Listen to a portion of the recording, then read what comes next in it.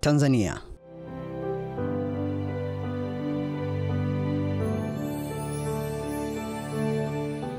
Nchi inayojivunia kuwa na moja ya bayoanuai kubwa zaidi barani Afrika.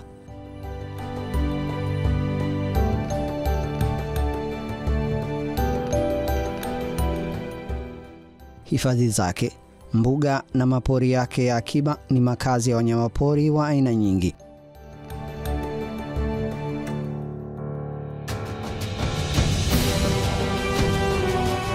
Wakubwa kwa wadogo.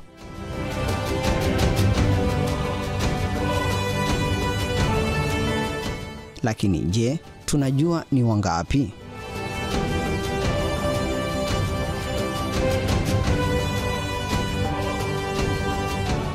Tunajua wako wapi?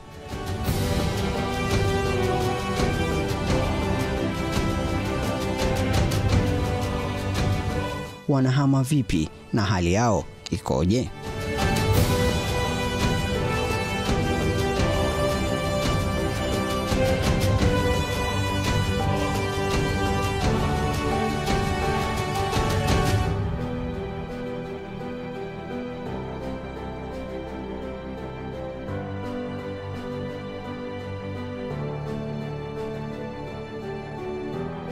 Taasisi ya Utafiti wa Wanyamapori Tanzania TAWIRI ni taasisi ya serikali inayosimamia na kuratibu tafiti za wanyamapori kwa lengo la kusaidia uhifadhi na matumizi endelevu ya rasilimali za wanyamapori nchini Tanzania.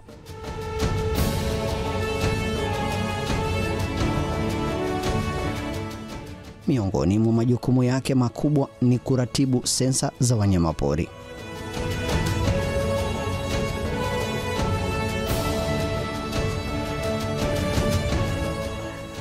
Taasisi ya Utafiti wa Wanyamapori mwaka huu kwa kushirikiana na mamlaka za uhifadhi tunayo kazi ya kufanya sensa ya wanyamapori nchi nzima.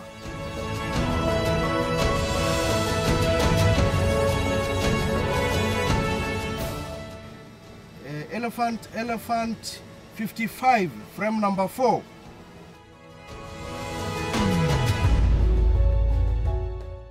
Sensa ya wanyamapori ni mchakato wa kuhesabu na kutathmini idadi ya wanyamapori kwa lengo la kufuatilia mwenendo wa idadi na afya ya mifumo ekolojia.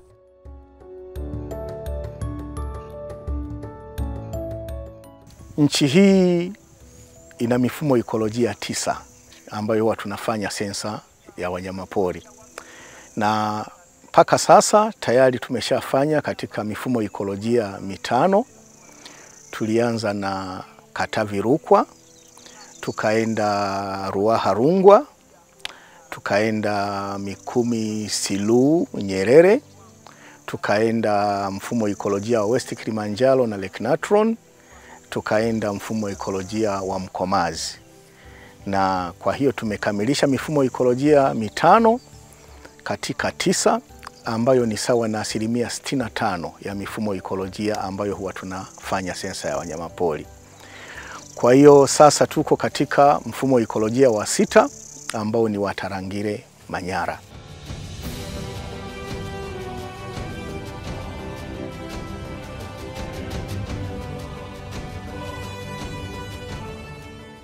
Mfumo ekolojia wa Tarangire Manyara una ukubwa wa takriban kilomita za mraba 1035.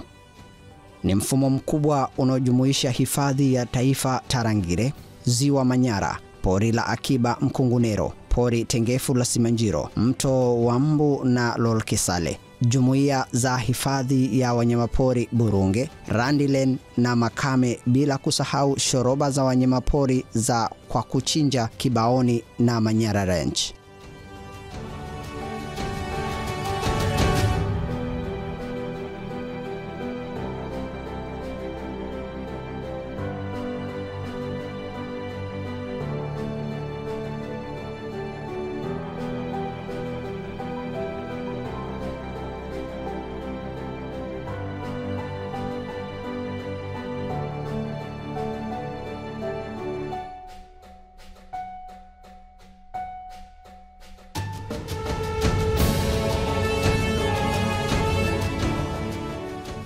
Sensa ya wanyamapori ni mchakato muhimu kwa uhifadhi endelevu wa maliasili. Kwa kutumia mbinu za kisayansi, watafiti wanapata taarifa kuhusu idadi ya wanyama, maeneo wanayohama na vitisho wanavyokumbana navyo. Hizi takwimu ambazo zinapatikana hapa zinatumika kwenye tafiti mbalimbali za kisayansi ili kuweka mikakati mbalimbali ya kukabiliana na mabadiliko ya tabia nchi, kuboresha sera za kuhifadhi hifadhi hii ya taifa Tarangire.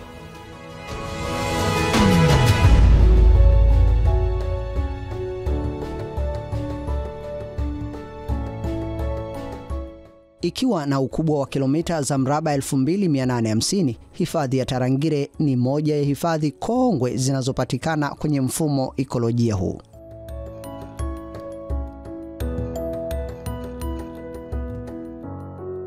Ni makazi ya makundi makubwa ya wanyama, zaidi ya aina 500 za ndege, bila kusahau wadudu na viumbe wengine wakubwa na wadogo. Hivyo inahitaji ufuatiliaji wa karibu ili kuhakikisha kuwa bayoanuai hii inahifadhiwa kwa vizazi vijavyo.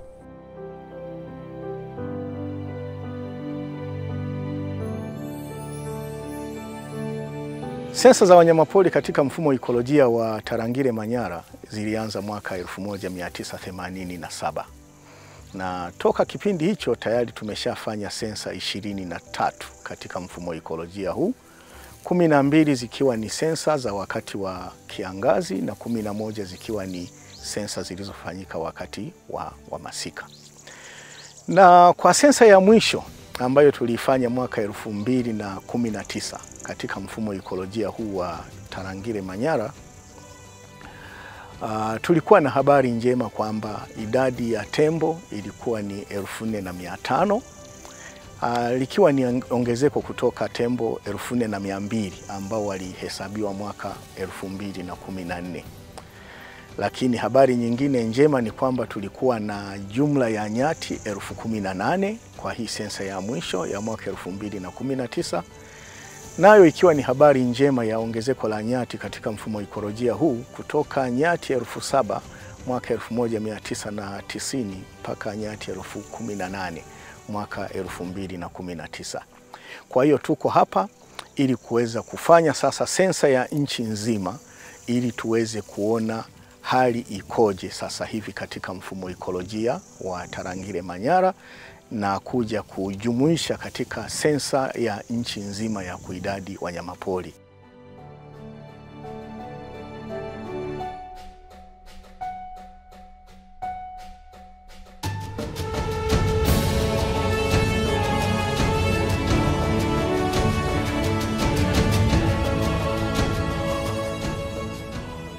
Kufanya sensa kwa kutumia ndege ni moja ya njia bora za kuhifadhi wanyama wakubwa katika eneo pana kwa muda mchache. Kwa kutumia Total Count Flight, watafiti wanaweza kupata takwimu za kila mnyama anayetakiwa kuhesabiwa. Sensa tunayoifanya mfumo ekolojia Tarangire Manyara ni sensa aina ya Total Count. Lengo kubwa ni kuweza kuainisha kupata idadi sahihi ya wanyama. Kwa mfano, pale unapohesabu tembo, manake ni kwamba kila mnyama aina ya tembo utakayemuona utamhesabu.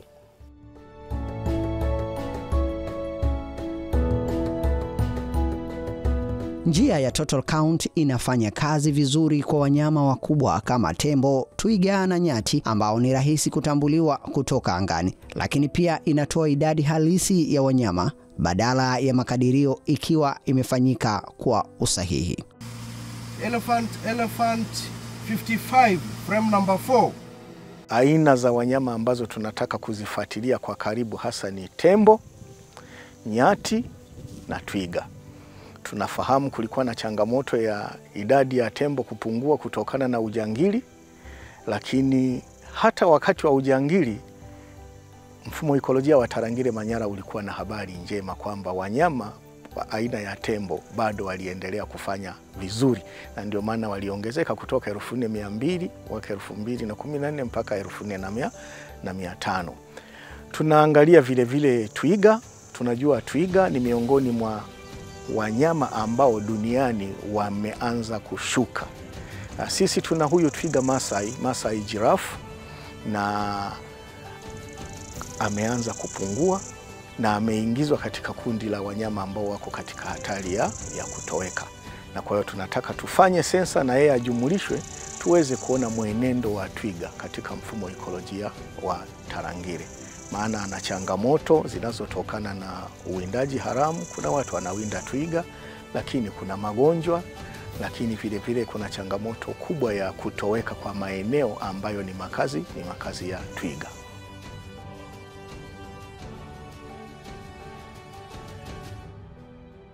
Hii ni sensa ya pili kufanyika kitaifa. Mara ya kwanza sensa ya wanyamapori nchi nzima ilifanyika mnamo mwaka 2014. Takwimu zinazopatikana sasa zinatumika kulinganisha na takwimu zilizopita ili kupata mwenendo wa idadi ya wanyama katika mfumo ekolojia wa Tarangire Manyara. Serikali imeamua ipate idadi sahihi ya wanyamapori kila baada ya miaka 10 katika level ya nchi. Maana katika kipindi kingine tofauti na hiki huwa tunahesabu wanyama kwa kila baada ya miaka 3. Labda itokee kwamba kuna hitajio la msingi zaidi, hapo ndipo mtafanya kabla ya kipindi cha miaka 3. Tunafanya hivyo kwa sababu mnyama kama tembo toka anakuwa na mimba mpaka anazaa ni takriban kama miezi 24. Sasa kwa miaka 3 unamkuta mnyama huyu tayari atakuwa ameshazaa. Kwa hiyo kimsingi ni kwamba inakwenda kutupa takwimu sahihi kama tulivyofanya zoezi la sensa ya binadamu na makazi.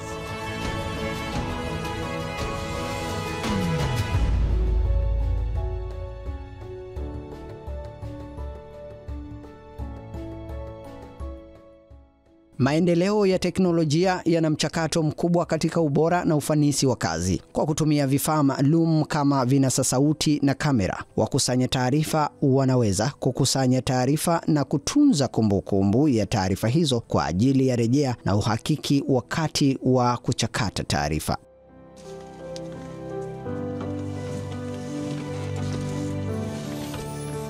Hapa kila mmoja anashika zamu yake na kukaa kwenye nafasi yake. Lengo ni kukusanya taarifa kwa weledi na umakini mkubwa. Tukishaingia kibaoni tuna activate block. Kibaoni tuna activate block. Baada ya kuactivate block tunakuwa tupo tayari kwenda kuanza kazi. Kwa leo kibaoni tuna transect na transect 15 ambapo tutaenda kuanzia east kwenda west.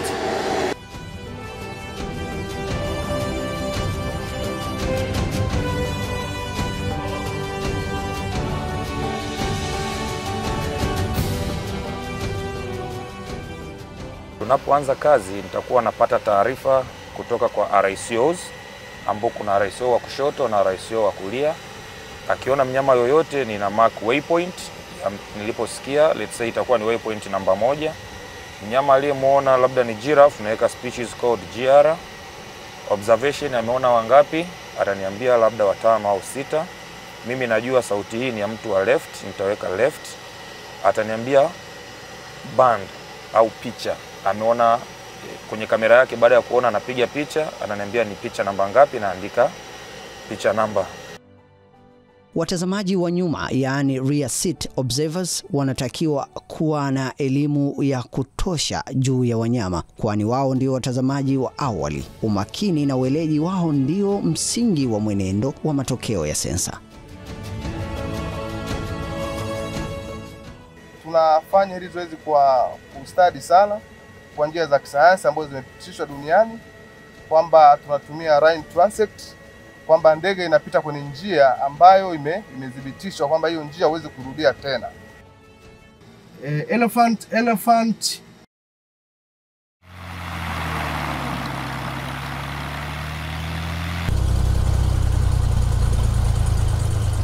Ubora wa sensa unategemea umahiri wa rubani.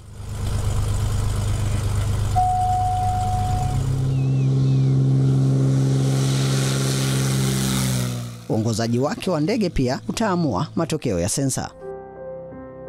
Kwenye sensa rubani anatakiwa kuhakikisha ndege inaenda kwa kasi isiyokuwa kubwa sana wala ndogo sana, na kutokana na aina za sensa, kuna sensa nyingine ambayo wanakuwa wamedhibiti kasi isizidi wastani wa kilomita 180 kwa saa. Lengo la hivyo ili observer na watu wanaokusanya taarifa waweze kuona wanyama na kurekodi na kunakili taarifa zao kwenye datasheet zao kwa wakati.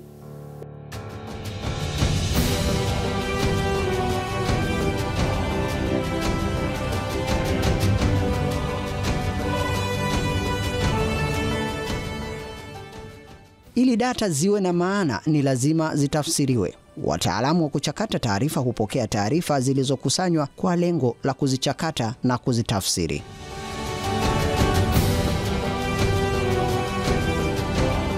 Ground crew, timu ya chini, kazi yetu kubwa ni kupokea taarifa zinazokuwa zimekusanywa na timu inayoruka, flying crew, na baada ya kuzipokea taarifa hizo tunaziweka katika mfumo ambao ni rahisi kwa ajili ya kuweza kuzichakata na kupata matokeo halisi ya wanyama waliohesabiwa. Kwa maana ya kwamba tunapokea taarifa hizi zikiwa kwenye makaratasi, tunazihakiki kuona kwamba taarifa zote zinazohitajika zimerekodiwa, kwa maana ya nani aliruka, kwa nafasi gani, na rubani alikuwa nani, wakati gani na eneo gani. Tunapokea pia picha ambazo zinakuwa zimepigwa wakati ndege inaruka, picha ambazo zinakuja kutumika baadaye kuhakiki, kulinganisha na zile taarifa zilizoandikwa wakati wakiwa wanaruka, ili kuona kama kweli kile kilichoandikwa ndicho kilichoonekana. Mchakato wa kuidadi wanyama ni shughuli ya kila mdau wa uhifadhi wa mazingira kwa ujumla. Matokeo yake yanaleta faida kubwa katika sekta mbalimbali, sio tu za uhifadhi, lakini pia uchumi kupitia utalii.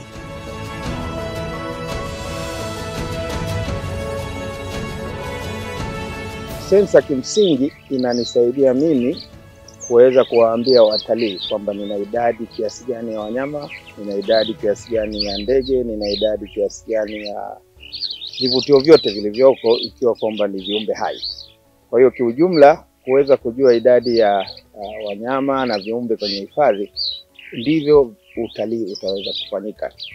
Kuna wawekezaji pia ambao wanataka kujenga mahoteli na maeneo mengine, hivyo sensa inaweza kunisaidia pia kuweza kuweka kwenye maeneo yale na wageni kuweza kuona wanyama kwa kipindi fulani na wanakuja kwa wakati gani, na ili wageni waweze kuona.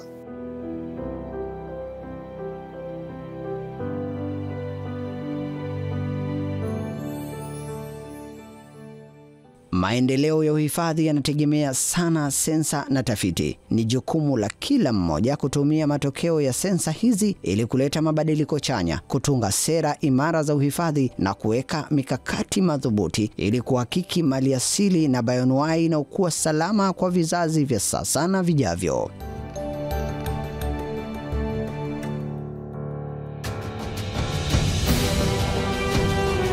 Taarifa za sensa zinasaidia wadau wa uhifadhi, jamii, lakini na serikali katika kufanya maamuzi yanayotokana na sayansi.